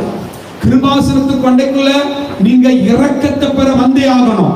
இரண்டாவது, இயேசு கிறிஸ்துடைய இரக்கத்தை பெறுவதற்கு நீங்க காத்திருக்கணும். கை தட்டுங்க. அல்லேலூயா. இரக்கத்தை பெற என்ன பண்ணணும்? காத்திருக்கணும். காத்திருக்கணும். சகரியா எலிசபெத் கணவனான வரைக்கும் காத்திருந்தாங்க. ஊழியத்தை விடல, தூபம் காட்டுறதை விடல, கர்த்தருடைய கற்பனைப்படி நடக்கிறத விடல, அவங்க காத்திருந்தாங்க. கர்த்தருக்கு காத்திருக்கிறவர்களோ வெட்கப்பட்டு போவதில்லை. சுனோலின் சொன்ன பத்திங்களா ஆராதனையில எனக்கு கரெக்ட் அந்த பிரசங்கம் அது ரொம்ப லிங்காச்சு. ஹல்லேலூயா.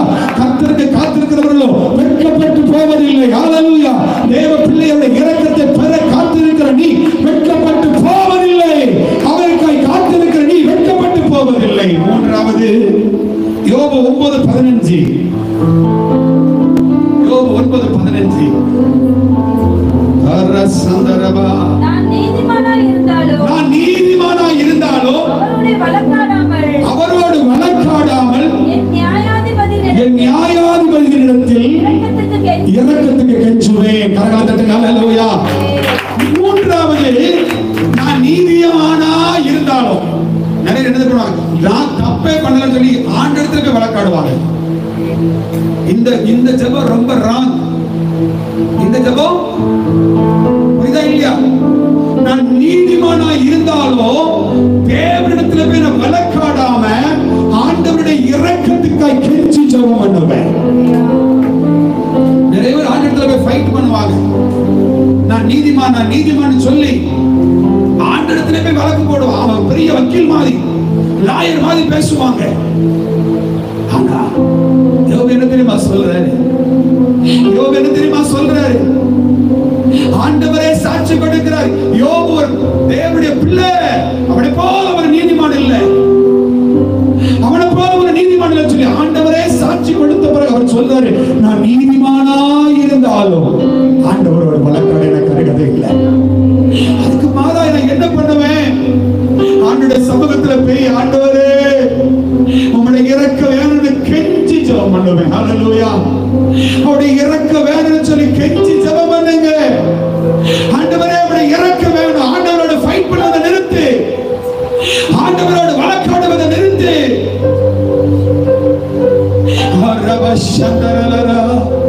ஆண்டவரே இந்த சூழ்நிலையில எனக்கு ஒரு இரக்க வேணும்பா.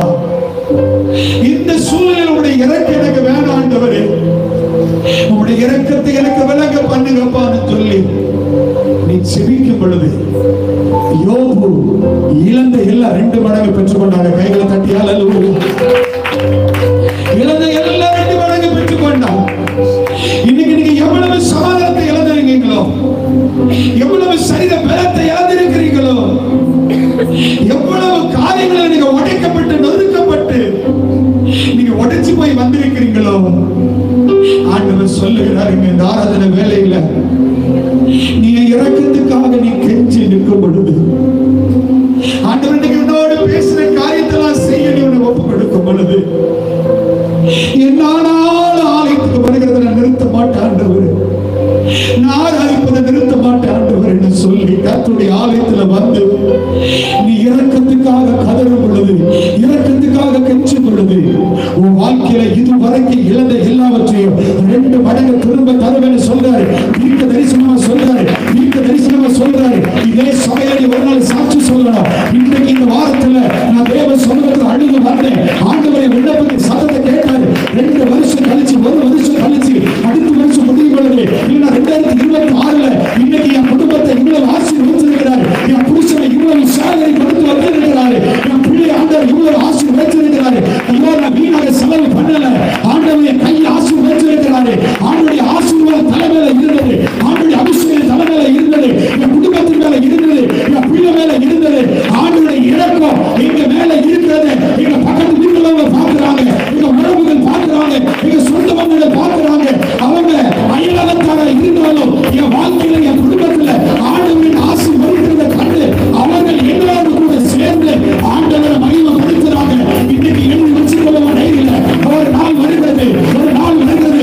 இதே ஆலயத்துல கர்த்தருடைய தரிசனம் ஆவார். இதே ஆலயத்துல கர்த்தர் பேசுகிற நேரடி சத்தத்தை கேட்பார்.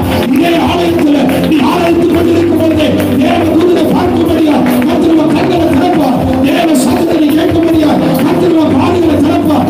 இதே ஆலயத்துக்குள்ள, இதே ஆலயத்துக்குள்ள கர்த்தர் உன்னை ஆசீர்வதித்து உன்னை பெருக பண்ணி உன் குடும்பத்தை ஆண்டவர் வல்லமையான சாட்சியாக அவருடைய இரக்கத்தை விலக பண்ணி உன்னை அடையாளப்படுத்துவார், உன்னை அடையாளப்படுத்துவார், உன்னை அடையாளப்படுத்துவார். இந்த வசனத்துக்கு நேராக நம்ம ஒப்புக்கொண்டிருக்கிற ஆண்டவரே, இந்த வசனத்துக்கு நேராக நான் அர்ப்பணிக்கிறேன் ஆண்டவரே என்று சொல்றது மாத்திரம் 2 கரங்களை உயர்த்தி ஆண்டவரே எனக்கு காமிங்க. யாரும் கண்ணை திறக்கக்கூடாது. இந்த வசனத்துக்கு நேராக நான் ஒப்பு கொடுக்கிறேன் ஆண்டவரே. சகரியா எலிசபெத் மூலம் எனக்கு நிறைய சொல்லி தந்திருக்கீங்கப்பா. எத்தனையோ இதை வாசிச்சால் ஆண்டவரே இன்னைக்கு நீங்க என்கிட்ட பேசுவீங்கப்பா. ஆண்டவரே உங்க வாழ்க்கையில குறைவு இருக்குது ஆண்டுக்கு தெரியுங்க, உன் தைத்த ஆண்டுக்கு தெரியும், உன் குடும்ப சூழல் ஆண்டுக்கு தெரியும், உன் கஷ்டமும் வாரம் ஆண்டவருக்கு தெரியும். ஆண்டவருக்கு ஏன் தெரியல, நான் அழுறது ஏன் தெரியல, நான் பாடுறது ஏன் தெரியல, நான் பாடுற பாடி ஆண்டவருக்கு தெரியல அப்படின்னு சொல்லி வந்திருக்கிறாயே. ஆண்டவர் சொல்றாரு எனக்கு தெரியும். சகரியா எலிசபெத் அவர்கள் சேர்ந்து அழுத அழுகைகள் ஆண்டவருக்கு தெரியும். தெரிந்ததுனால தானே ஒரு நாள் ஆலயத்துக்குள்ள தரிசனமாகி என்னுடைய வார்த்தையை அனுப்பி நான் ஆசீர்வதித்தேன். அதே போல தேவ பிள்ளைகள் என்ன ஒப்பு கொடுக்கிற ஆண்டவரே, எந்த சூழ்நிலையில் ஆண்டவரே, ஆண்டவரே ஆராதிப்பதை நான் விட மாட்டேன் ஆண்டவரே. எந்த சூழ்நிலையில தேவாலயத்துக்குள்ள வருவதை நான் விட மாட்டேன் ஆண்டவரே. எந்த சூழ்நிலையில நான் ஜெபிப்பதை விட மாட்டேன் ஆண்டவரே. எந்த சூழ்நிலையில் ஆண்டவரே நான் ஆண்டவரை என் சரீரத்துக்குள்ள யாவி ஆத்மாவுக்குள்ள உங்க பரிசுத்த அபிஷேகம் எனக்குள்ள இறங்கி ஆண்டவரை என்னை பலப்படுத்துவதற்கு ஏற்பமாயிருந்தவர் ஆண்டவரே. எந்த சூழ்நிலையில ஆலயத்தில் வந்து நாங்கள் ஆராதிப்போம் ஆண்டவரே. 2 கரங்களை உயர்த்தி ஆண்டத்துல காண்பிக்கல, 2 கரங்களை உயர்த்தி ஆண்டத்துல ஒப்பு கொடுங்க. என்ன ஒப்பு கொடுக்கிற ஆண்டவரே, இந்த வசனத்துக்கு நேராக என்ன ஒப்பு கொடுக்கிறேன், இந்த வசனத்துக்கு நேராக ஒப்பு கொடுக்க தயவு செய்து. இனி என் வாழ்க்கை அவ்வளவுதான், இனி எல்லாம் முடிஞ்சு போச்சு, இனி எல்லாம் முடிஞ்சு போச்சு. இனி இப்படியே தான் கஷ்டப்பட்டு சாகணும், இதே பிரச்சனையில தான் வாழணும், இதே வியாதியில என் குடும்பம் ஓட, என் சரீரம் ஓடன்னு சொல்லி நினைச்சீங்கன்னா இன்னைக்கு கர்த்தர் ஒரு வாய்ப்பு உங்களுக்கு கொடுக்கிறார். இன்னைக்கு எல்லாம் மாற்று, இன்னைக்கு எல்லாம் மாற்று. இப்ப சொல்ல இல்ல இல்ல இல்ல, இந்த சரீரத்தை ஆண்டவர் பலத்தினால நிரப்ப வல்லமை உள்ளவர், என் குடும்பத்தை ஆண்டவர் ஆசீர்வாதமே மாற்ற வல்லமை உள்ளவர். நான் ஆராதிப்பதை விட மாட்டேன், நான் ஜெபிப்பதை விட மாட்டேன் ஆண்டவரே. ஆண்டவரே அயலகத்தாரின் மத்தியில, ஆண்டவரே பந்து ஜனங்கள் மத்தியில நீர் என்னை உயர்த்த வல்லமை உள்ளவர், உங்களுடைய இரக்கத்தை விலக பண்ண வல்லமை உள்ளவர், உங்களுடைய இரக்கத்தை என் மேல விலக பண்ண வல்லமை உள்ளவர் என்று சொல்லி ஆமென்.